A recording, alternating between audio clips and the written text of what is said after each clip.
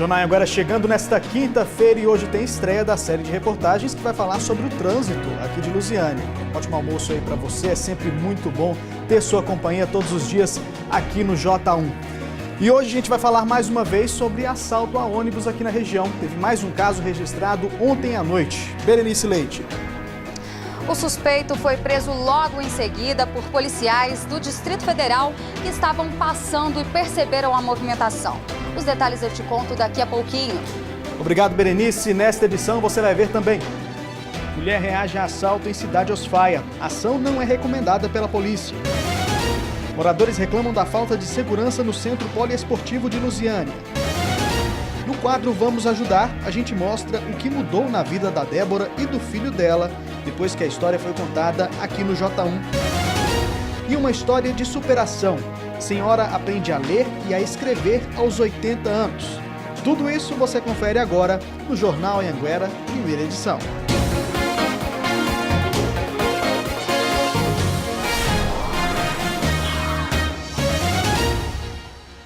Ótima tarde para você.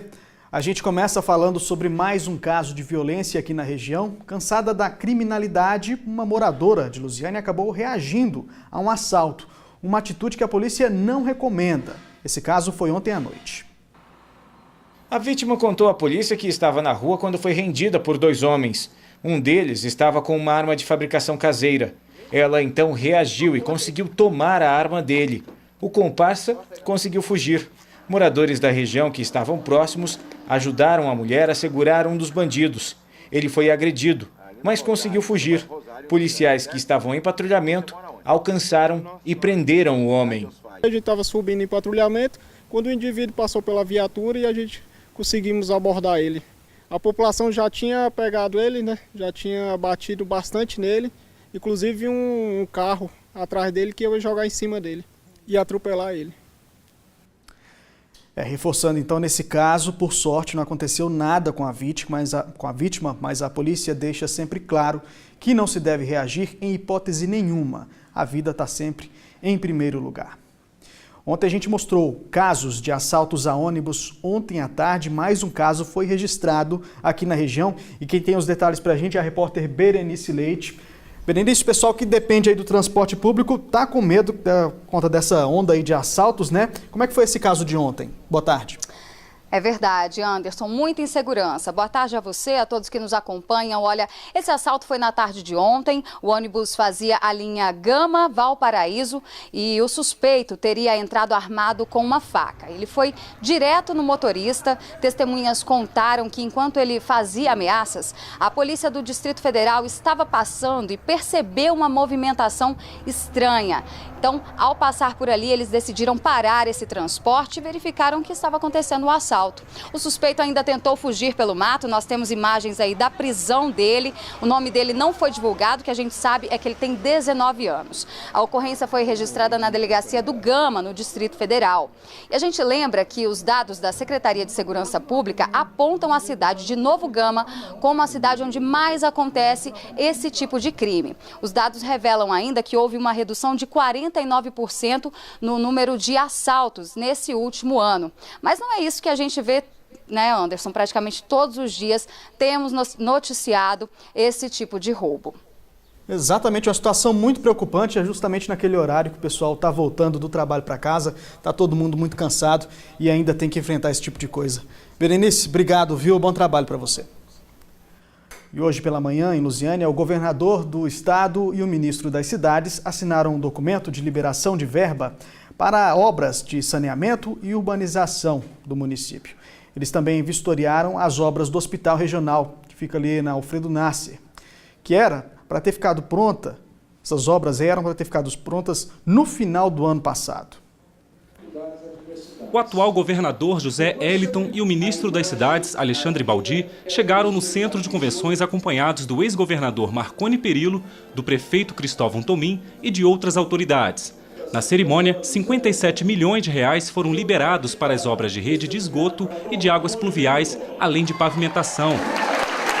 A verba será destinada ao Parque Alvorada 1, 2 e 3 e Parque JK. São quase 6 mil domicílios, 6 mil famílias terão a ligação com a coleta e para depois, posteriormente, o tratamento de esgoto sanitário. Foram liberados também R$ 1,5 milhão para agilizar a reforma e ampliação do Hospital Regional Alfredo Nasser. Penso que tem todo o cronograma a ser executado e o engenheiro responsável pela obra nos garantiu que ainda nesse segundo semestre haverá de entregar a obra pronta. Nós estamos aportando recursos para que o prefeito possa agilizar. O governador e o ministro também visitaram as obras daqui do Hospital Regional. A previsão, segundo a Secretaria de Saúde, era de que tudo ficasse pronto até o final do ano passado. Mas as obras já duram cerca de 3 anos. Enquanto isso, a população continua buscando atendimento na UPA da cidade e em outros hospitais do entorno. Como é o caso da Dona Maria, que mora bem ao lado do Hospital Regional. Ela e vários moradores vão ter que esperar por mais um tempo. A pessoa fica injuriada, mas não pode fazer nada. Tem que esperar, né? Tem que esperar. Sobre o início das obras nesses bairros aí e a entrega do Hospital Regional, ainda não existe uma previsão. Como a gente disse, tem tempo que esse hospital está em obras, só que até agora nada. A gente, claro, continua acompanhando. Tá na hora da série de reportagens sobre o trânsito aqui de Lusiânia. Rodou a vinheta.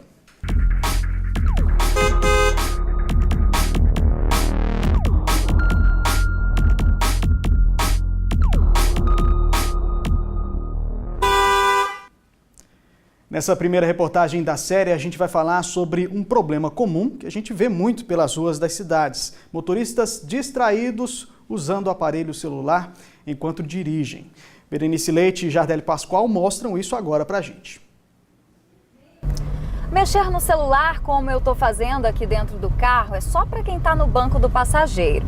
Quem está na direção não deve fazer nada que tire a sua atenção do trânsito, como atender ligações ou até mesmo mexer em aplicativos do aparelho. Por isso, eu e o cinegrafista Jardeli Pascoal hoje vamos às ruas para saber como os motoristas estão se comportando. Eu vou com o celular e ele com a câmera.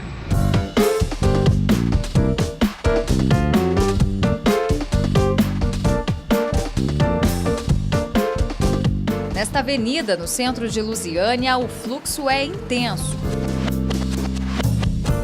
E mesmo assim, tem motorista que arrisca dirigir usando o celular. E se o trânsito fica congestionado, muita gente aproveita que o carro está parado para dar aquela olhadinha. Mas tem muito motorista que reclama. Com certeza, né? Porque atrapalha, né, o trânsito, né?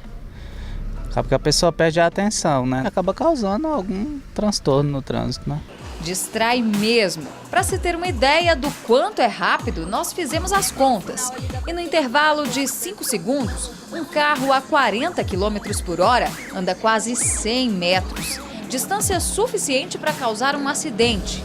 Esta mulher conta que por pouco não foi atropelada. E adivinha por quê? Tava mexendo no celular e parou assim o carro assim em cima. E quando a pessoa dá aquela olhadinha para baixo dentro do carro, é bom já ficar esperto. Aqui conseguimos registrar rapidamente o motorista dessa caminhonete. Repare que ele está falando ao celular. Por causa do vidro escuro, quase não conseguimos ver. Mas também tem bom exemplo. Olha esse motociclista. Parou só para atender a ligação. É bem mais seguro. E o correto, né, de se fazer. De acordo com o Código de Trânsito Brasileiro, dirigir falando ou mexendo no celular é considerado uma infração gravíssima. E o motorista pode levar até 7 pontos na carteira. A multa é de R$ 293,47. E mesmo assim, o Departamento de Trânsito afirma que é uma das multas mais aplicadas em todo o Brasil. Pelo jeito, o valor ainda não está doendo tanto no bolso assim. É um risco muito grande para a sociedade, né? As pessoas têm que ter consciência, conscientizar, né? Que ela está botando em risco ela e aí quem está na frente também, né?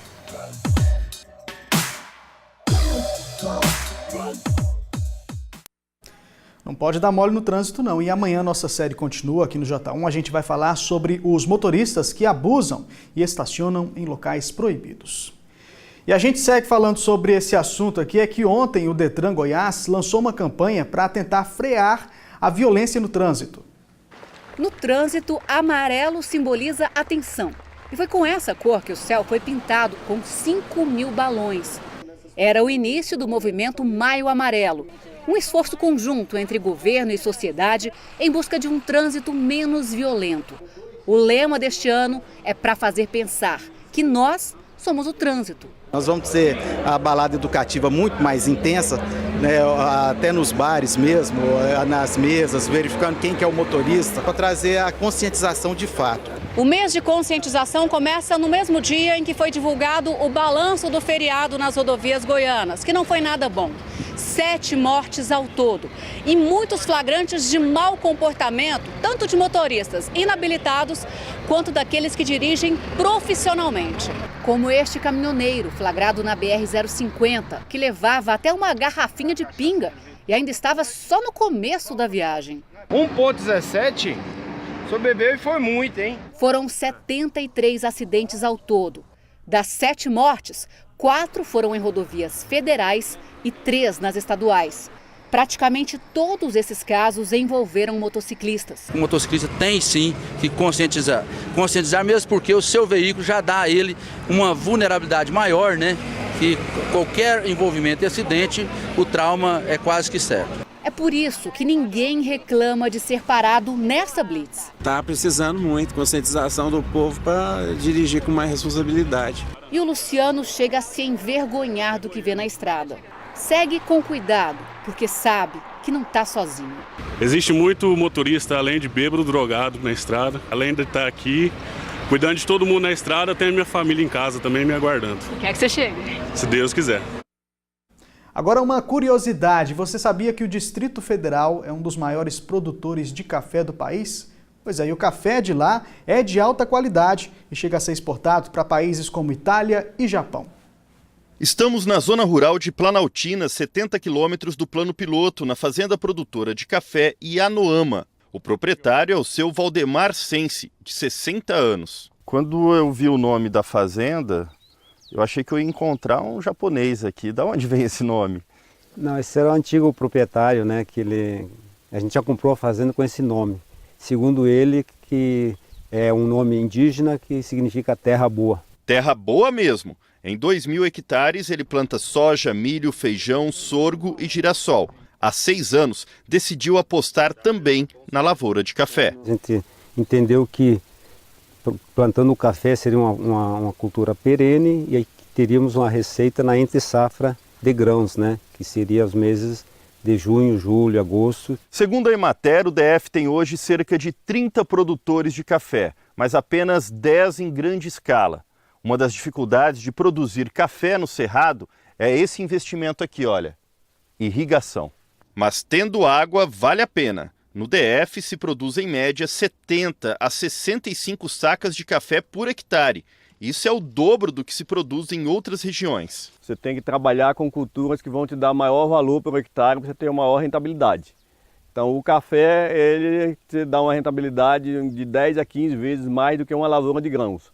Então futuramente não só o café, mas outras plantas de maior valor agregado devem se estabelecer aqui. A variedade mais plantada por aqui é o arábica vermelho e amarelo, café de alta qualidade, que não fica no DF. A nossa produção é enviada principalmente para a Itália e Japão. Ainda a escala é muito pequena desse comércio gourmet, mas a gente tem que trabalhar para poder colocar pelo menos uma parte do café aqui nessas cafeterias gourmets para poder melhorar a rentabilidade. O seu Valdemar faz questão dele mesmo preparar um café para a nossa equipe, daquele jeito de roça, com coador de pano. Nada melhor do que terminar essa reportagem experimentando o café que é produzido aqui na fazenda Ianoama. Café que atende aí públicos exigentes, como os italianos e também os japoneses.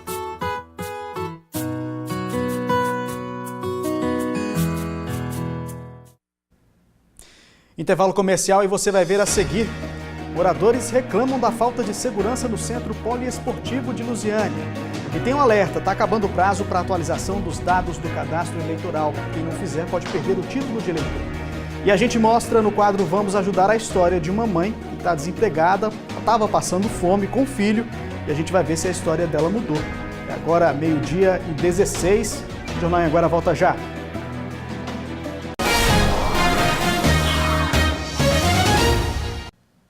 Estamos de volta com o J1. A gente fala agora sobre a insegurança de quem utiliza aquele espaço externo do ginásio de esportes aqui de Lusiânia. O pessoal reclama da falta de policiamento por lá. De acordo com os moradores, os assaltos naquela região são frequentes, o que tira o sossego de todo mundo. O seu Rogério disse que tem assalto quase todo dia por aqui. Esses assaltos aí é constantemente. Ele mora bem perto do ginásio, há 40 anos. Contou também que nunca sofreu nenhum tipo de violência no local, mas que sabe de muitas histórias. Já atacaram a Ceci, que mora, acho que ela é até agente da polícia, bem em frente aí. Já atacaram ela, já machucaram o estudante do Dom Torinho esses dias para trás. Para Dona Irene, este é o caminho mais curto para chegar em casa. Todo dia ela passa pelo mesmo local. E ainda utiliza o espaço com os filhos e netos nos dias de lazer. Mas a disposição para se exercitar vem acompanhada do medo. Você já fica imaginando, eu vou ser assaltado, vai ter algum problema, você pensa assim, ver uma bicicleta ou alguém diferente, você já sente traumatizado na realidade, porque tá difícil aqui. Segundo as pessoas que passam por aqui ou que utilizam uma dessas quadras, está faltando policiamento constante. O local de lazer está cada vez mais inseguro. É uma segurança todo dia. Mas aí eu sei muito bem que isso eu acho que nem acontece. Eu venho aqui para fazer atividades, para trazer o meu neto para a escolinha. Então eu estou sempre passando por aqui. Ou passar por aqui para estar fazendo algo no comércio. Sobre a falta de segurança, nós entramos em contato com a Polícia Militar, que informou que já faz um trabalho de policiamento lá no local e que está à disposição dos moradores, que pode entrar em contato aí e fazer denúncias pelo telefone 190. No começo dessa semana, nós mostramos aqui no Jornal Anhanguera, primeira edição, a bronca dos moradores do Jardim Zuleika. Eles reclamam que parte do bairro foi asfaltado e faltou pavimentação em 2 ruas. Os moradores, lógico, cobram uma providência, cobram que algo seja feito por ali. A assessoria de imprensa da Prefeitura disse que a rua Ipiranga está no cronograma e deve ser asfaltada até o final desse semestre. Moradores do Parque JK, então, está anotado aqui na nossa agenda e a gente, claro, vai continuar acompanhando esse caso. E termina na próxima quarta-feira o prazo para a atualização dos dados do cadastro eleitoral. Essa também é a data final para a inclusão do nome social no título de eleitor. Esse direito de transexuais e travestis foi reconhecido pela Justiça Eleitoral e já vale para a eleição desse ano. As filas começaram a se formar porque o prazo está acabando.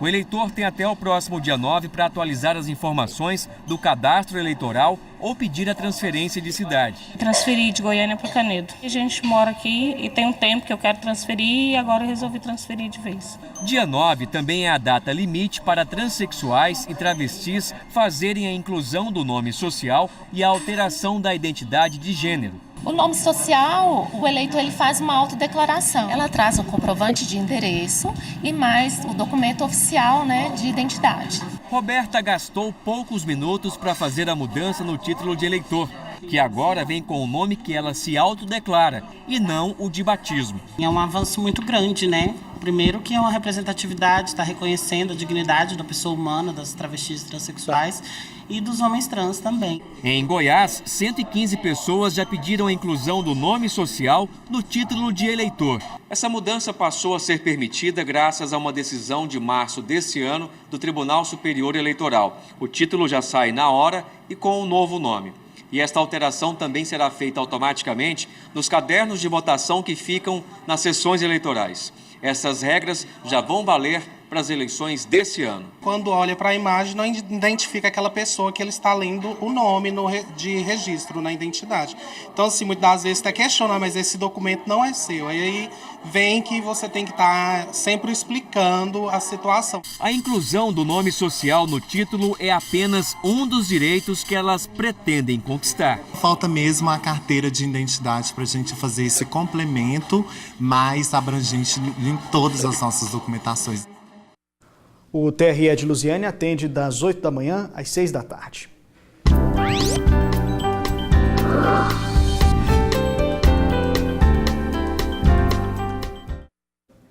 Hoje nós voltamos até a casa da Débora para saber como é que está a situação por lá, depois que a gente mostrou a história dela aqui no quadro Vamos Ajudar. Sem emprego, a Débora estava passando por muitas dificuldades com o filho. Vamos ver como é que está a situação agora.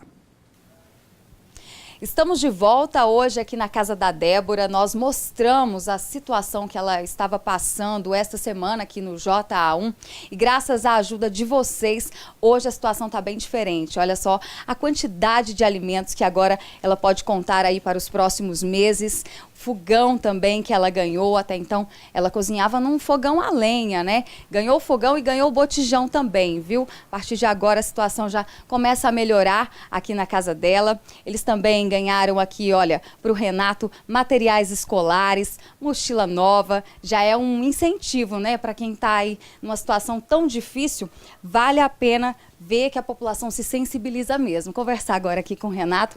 Renato, que hoje o dia já começou diferente, né? Teve café da manhã. Começou bem diferente. E o sorriso no rosto também tá visível, né, Renato? Fala pra gente, dá aquele ânimo, assim, de estudar, recebendo materiais novos. Você que quase não tinha nada, né? Dá muito ânimo, dá muita alegria também. Inclusive, nós estamos sentados aqui nessa cama. Quem é que montou essa cama? Foi eu. Pois é, gente, eu fiquei impressionada. Um menino de 12 anos montar uma cama, né? Não é qualquer um que faz isso, não. Uma cama, inclusive, que vocês ganharam, né, Débora? Antes vocês dormiam num colchãozinho bem pequeno, né? Isso, assim, bem pequeno, assim, era no chão e tudo. Aí, graças a Deus, agora, assim, um filho de Deus foi e doou a cama, doou o colchão. E a gente não foi em busca só dessa ajuda aqui, que acaba ficando só por alguns meses. A gente também estava atrás de um emprego para a Débora. E aí, Débora, surgiu alguma proposta? Igual, aí surgiu uma proposta, que aí hoje eu vou lá ver, assim, com fé em Deus vai dar certo, assim. Aí eu vou na entrevista, aí é para serviços gerais, mas com fé em Deus vai dar tudo certo. Vai dar certo sim, nós estamos aqui na torcida por você, pelo seu filho, que vocês progridam e usem aí esse incentivo para agora alavancar na vida. E tudo vai ser diferente, porque na situação que eu estava era muito triste, e que agora vai ser só alegria, e que vai ser tudo novo, tudo diferente. Vai sim, com fé em Deus. Anderson, é com você. Valeu, Berenice. A gente agradece sempre a generosidade de todos que assistem o Jornal Anhanguera e estamos na torcida aqui para que a Débora consiga esse emprego. A gente sabe como é importante o acesso à educação, mas muitos problemas durante a vida acabam afastando a pessoa da sala de aula. Foi o caso da dona Efigênia. Só que o sonho dela de aprender a ler e a escrever nunca se perdeu ao longo do tempo. E agora, aos 80 anos, ela realizou o desejo de ir para uma sala de aula pela primeira vez na vida para aprender a ler e escrever. Os pezinhos pequenos chegam perto. Nem quando criança, nunca haviam se aproximado tanto assim. É hoje. Gente, hoje é o primeiro dia de aula da dona Efigênia. Eu morava na roça, né? Meu pai falava assim que filho e mulher não precisavam estudar. 4 filhos, 12 netos, 80 anos de vida. A dona Efigênia começou a trabalhar como diarista muito jovem. Tem muita estrada, muita história para contar, mas faltava uma experiência: sentar numa sala de aula pela primeira vez. E a gente vai oferecer para ela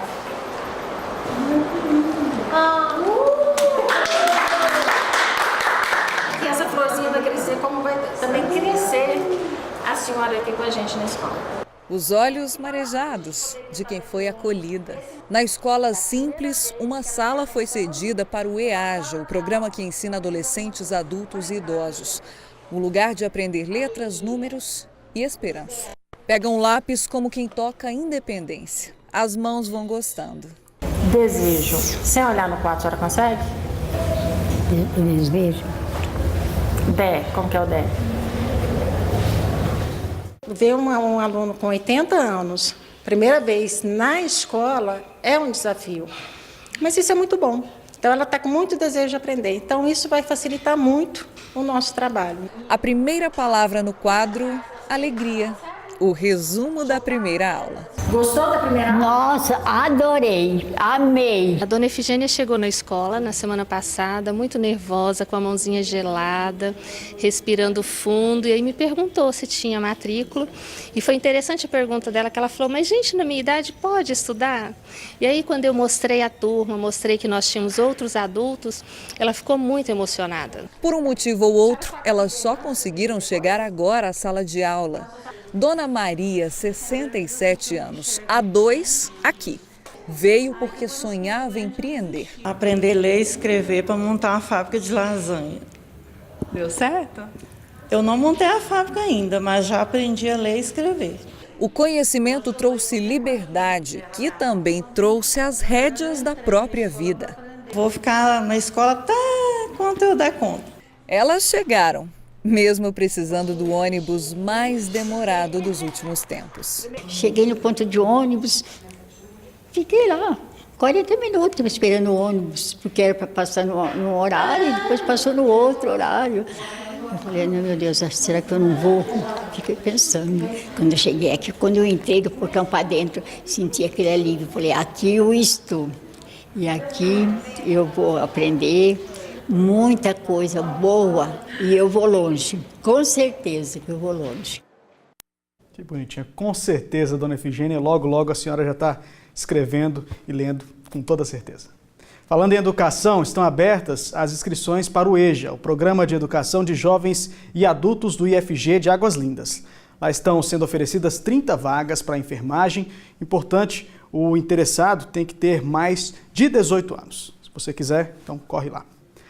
O Jornal agora faz uma pausa rápida para o intervalo comercial, 12h31. O JA volta daqui a pouquinho.